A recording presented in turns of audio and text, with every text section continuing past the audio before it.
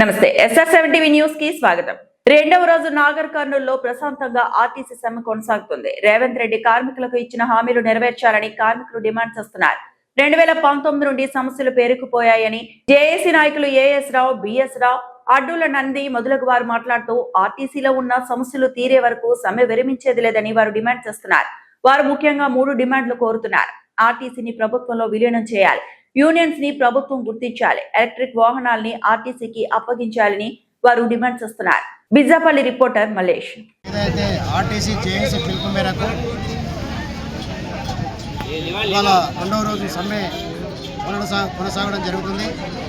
ప్రధానమైన డిమాండ్లు ఆర్టీసీని గవర్నమెంట్లో విలీనం చేయాలి, 2021-25 పే స్కేల్ ఇవ్వాలి, 2017 సంబంధించిన ఏరియర్స్ ఇవ్వాలి, ఆర్టీసీలో యూనియన్లను పునరుద్ధరించాలి, ఏదైతే రిటైర్మెంట్ అయిన ఉద్యోగస్తులు ఉన్నారో వాళ్ళ బకాయిలు చెల్లించాలి, అదేవిధంగా తార్నాక హాస్పిటల్లో మెరుగైన చికిత్స అందించాలి, ఆర్టీసీ ఆస్తులపైన ఏదైతే గవర్నమెంట్ దృష్టి పెట్టిందో ఆర్టీసీ ఆస్తులను రక్షించాలి.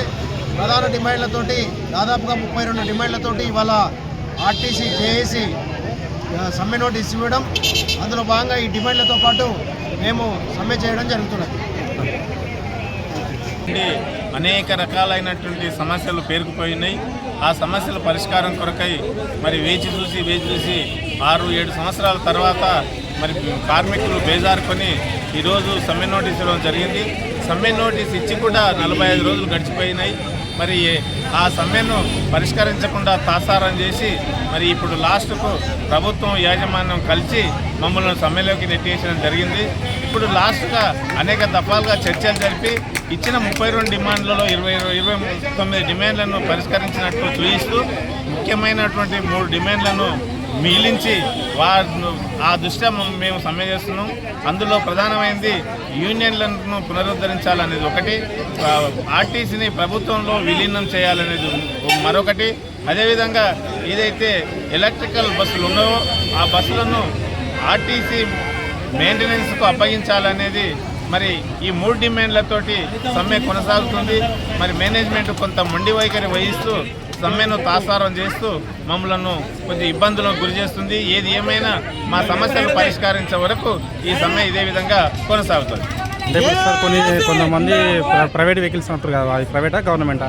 ప్రైవేటు అయ్యర్ బస్సు మా తాన కండక్టర్లు వదలలేదు కదా. కండక్టర్ ఏ బస్సు కండక్టర్ ఈరోజు కండక్టర్ లేని కారణంగా మహిళలకు ఉచిత ప్రయాణమే, పురుషులకు కూడా ఉచిత ప్రయాణమే చేసి ప్రభుత్వం ఒక ఛాలెంజ్గా మరి బస్సులు తిప్పుతుంది. ఎవరితో కూడా ఛార్జీ వసూలు చేయడం లేదు. ఛార్జీలు కూడా వసూలు చేయొద్దు, అందరూ మగవారికి కూడా ఫ్రీ ఇవ్వాలని ప్రభుత్వం ఇప్పుడు ఉన్న సంకల్పంతో అప్పుడు కూడా ఫ్రీ ఇవ్వాలా.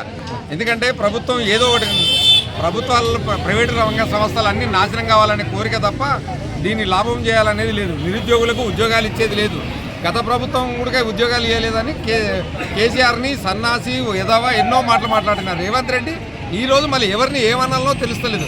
ప్రభుత్వము 100% భుజాన మోసి కాయలు కాసిన కాంగ్రెస్ ప్రభుత్వాన్ని మేము మోసి, అలాంటి ప్రభుత్వం మా దగ్గర ఉండాల్సిన ప్రభుత్వం అది కూడా ఎవరి మాటలు ఇన్నో ఏం కథనో చెడిపోయింది తప్ప ప్రభుత్వానికి నెక్స్ట్ ప్రభుత్వం అంటూ ఉండదు. ఎందుకంటే మాకు కడుపు కాలితే మమ్మల్ని మంచిగా చూసుకోవాలని కాంగ్రెస్ ప్రభుత్వం వస్తే మంచిగా ఉంటుందని, ఇందిరమ్మ రాజ్యం వస్తే బాగుంటుందని ఎన్నో కలలు కన్నాం. ఆ కలలన్నీ నిరాశ అయిపోయినాయి తప్ప దీంట్లో ఏమాత్రం పరిష్కారం లేదు. అడగాలి, 10 మంది కార్మికులను అడగాలి. సీఎం కానీ పొన్నం ప్రభాకర్ కానీ అధికారులను అడితే కాదు, ప్రభుత్వంలో ఉన్నటువంటి కార్మికులలో ఉన్న సమస్యలు ఏంటి ఏం కథని అడిగినప్పుడే నిజమైన ప్రభుత్వం అంటారు, నిజమైన పాలకులు అంటారు. ఇది ఈ ప్రభుత్వానికి తెలియజేయాలని నా